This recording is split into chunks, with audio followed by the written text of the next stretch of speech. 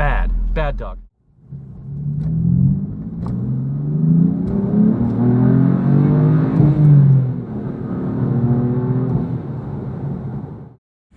Red seatbelts, fancy.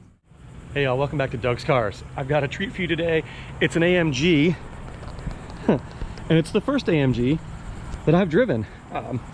This is a bi-turbo, and it is in this beautiful matte gray color, and it is an SLC. And yes, it does have a Washington DC license plate on it, but that's because my buddy bought it down here in Florida in Orange Park. It is just an amazing color. I mean, just it's matte, but it's also metallic. It's just really cool the way it's done. It's a 3-liter twin turbo V6, and it does has a pretty cool front end. I really like this car. I've driven it just a little bit, just to get it over here to where I can film, but you'll get my initial real interpretation of the car when I can drive a little further with the camera on. It's got a sunroof, but also, in case you notice, there's some panel gaps here. This is a metal folding hardtop convertible, and it just stows away neatly in the trunk. So before I get inside, let me set up my tripod and we'll show you what it looks like when the top comes down. What is it they always say at Bear Jackson? When the top goes down, the price goes up.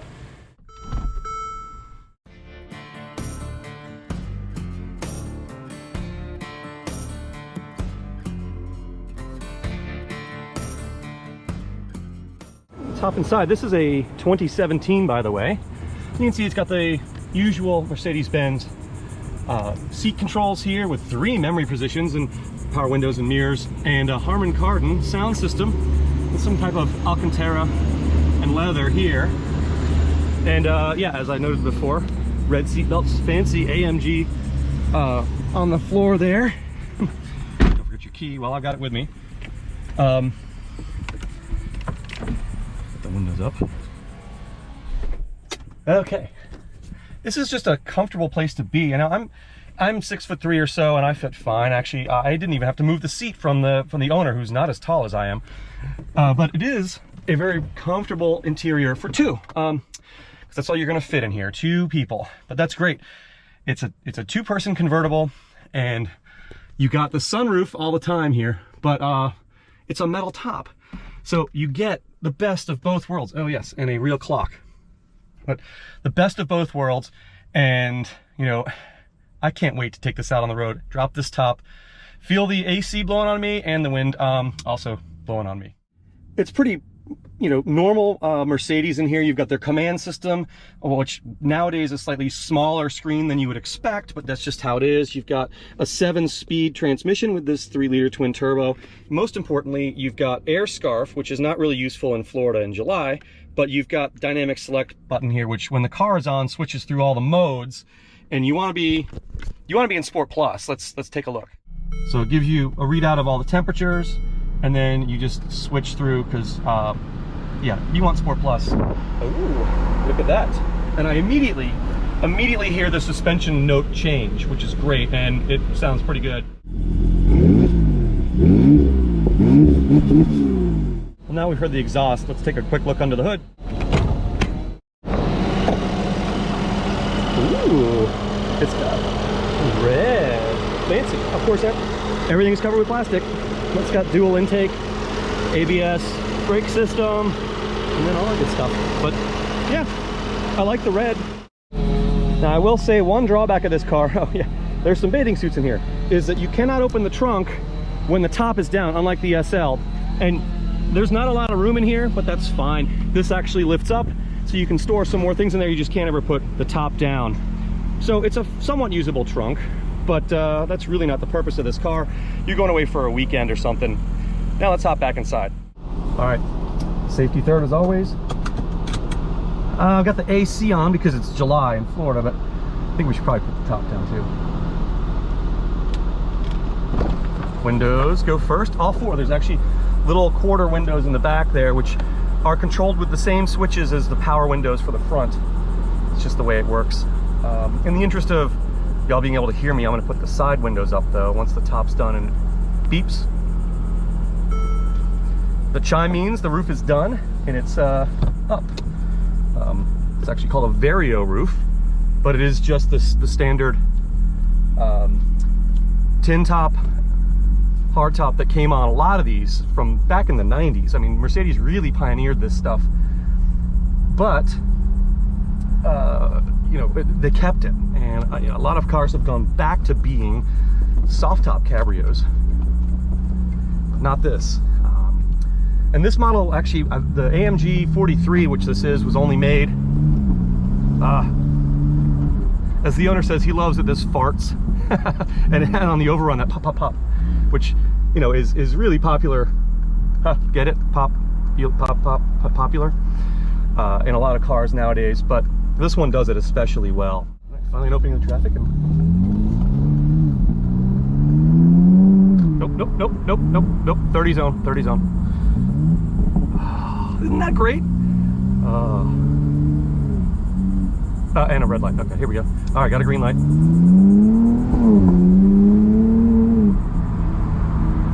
It sounds fantastic in that Sport Plus mode. It really does. And you know, there's a little bit of scuttle shake because it is a convertible, but you know, this was designed specifically as a convertible. It is based on the C-Class, hence the SLC name. These were SLKs before, but you know, when Mercedes went to, you know, and I have to credit Doug DeMuro for explaining this to me, because I never understood. For so long, the ML was their, you know, mainstream SUV, and then they had the G-Class and all that. But at some point, they switched to where the third letter was related to the size of the vehicle. So this is a SLC, it's C-Class size. The GLS is the S-Class sized SUV they have. And, you know, it never made sense to me until he pointed that out and explained it, as only he can do. I mean, there's a reason he's the king of car YouTubers.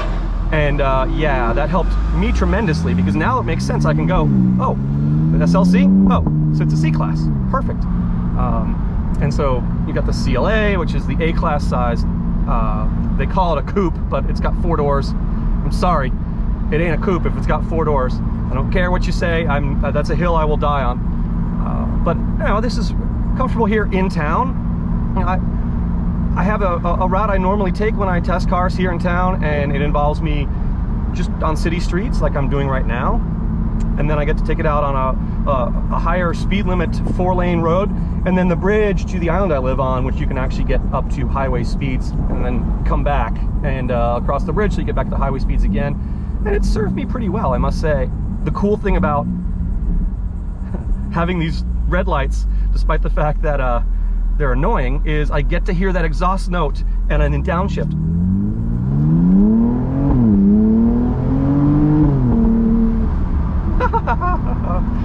Oh, that's great. You know, I had a BMW M4, the original M4, which is really an M3 coupe, but marketing. I don't have the new one, obviously, because you know, the Bucky's teeth in the front, just never gonna happen. But that was a manual, so the exhaust is always gonna sound a little bit different, but than an automatic. But that was a lot of fun, but it was just a couple years older, and the Poppy Pops hadn't been quite as big of a deal at the time when that car was made in 2014. But as this is a 2017 and people really like that Poppy Pop thing, they really engineered that into the exhaust in this Sport Plus mode, and I must say it is very fun to hear that with the top down. I'm just grinning. I really am. So this has about 365 horsepower out of a twin turbo 3-liter V6, I think I mentioned earlier. Later models of this engine made about 25 more horsepower, about 390 or so, 385. But you know, this car, the SLC, you know, stands for Sport Light Convertible. The light does not apply. Let's be honest. No modern car is light, and that's the traditional L in these stood for light, or leicht in German. But this thing probably weighs the better part of 4,000 pounds or 2 tons. So it's not light, but it is sporty. I mean, it steers like, almost like, I hate to say it, a go-kart. Please don't hate me, but it's true. Just in my lane, just moving the steering wheel a little bit. You know, one of my cars is a Lincoln Town Car, which of course is just absurd and hilarious and fun to drive, which you wouldn't believe, but it is. But it's a floaty boat, and this, you know, just moving the steering wheel a 1/4 of an inch moves the car, and that's just really cool. To be in something this small and tossable. There's the other word I hate using. Tossable and go-kart. Bad Doug. Don't ever say that again. Except when it's actually applicable like it is right now. Now I'm in traffic, obviously. Which is great because I'm coming up to the bridge in about a half a mile that I can actually go at speed over. So it'd be nice to, at least I'm not behind a logging truck. There's a couple of paper mills here and the logging trucks just hold up everything. And I'm hoping that, I've had pretty good experience driving convertibles with my camera mounted where it is here on the windshield and being able to hear without too much wind noise, and that's one of the reasons I put the side windows up. But it is nice that you can do that. This really is a 4-season convertible. Like, with that air scarf system that blows the air from out here, the hot air. Again, I'm not turning it on. It's only 86 degrees out today. It's not super hot, but although that's temperature that my UK Twitter followers are apparently melting from, but it's you know, 10:16 in the morning here in Florida, so that's July and August and September and October. But now maybe if it blew cool air out, I'd turn that on. That's one thing that the owner of this car has said is the only reason to get the SL, because it's so much bigger, is to have the AC seats. The air-cooled seats just don't exist at all at any price in this model, and that was a problem I had with my M4. It had a black interior, and you know, the seats, you could not get that as an option, which is crazy at that price point in the M4, that you could not get cooled seats. But hey, that's the way it is. All right, coming up on the bridge. I'm in traffic. I'm actually behind the owner of the bar of the shirt that I'm wearing in his Toyota Tacoma, which is kind of funny. But yeah, we're cruising along about 62 right now. There's not a lot of wind in here because you've got the wind deflector here that he's put some stickers on denoting tracks that he is, I think, actually raced on. All right, actually on the bridge, the expansion joints. It's a comfortable ride. It's very controlled. It's very Germanic. Oh yeah, beautiful Amelia River. And Mark's getting out of the way so I can get over and do my usual U-turn down here. And hopefully when we come back across the bridge, the traffic won't be as bad. See, it always gives me a chance to hit the gas and accelerate really fast anyway, so that's nice because I get to hear the poppy pops again, and everybody wants to do that. Poppy pops.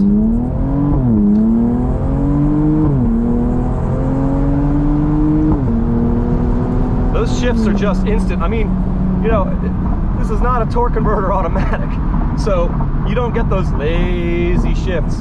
All those 4-speed automatics that like I grew up with learning to drive on in the Mercedes that my dad had, which was a 124 300E. Absolutely fantastic car. Certainly for the time, an amazing car. But those lazy 4-speed automatics that we had back in 1989 are no longer. And this thing certainly shifts faster than any human could shift a manual gearbox with a clutch pedal.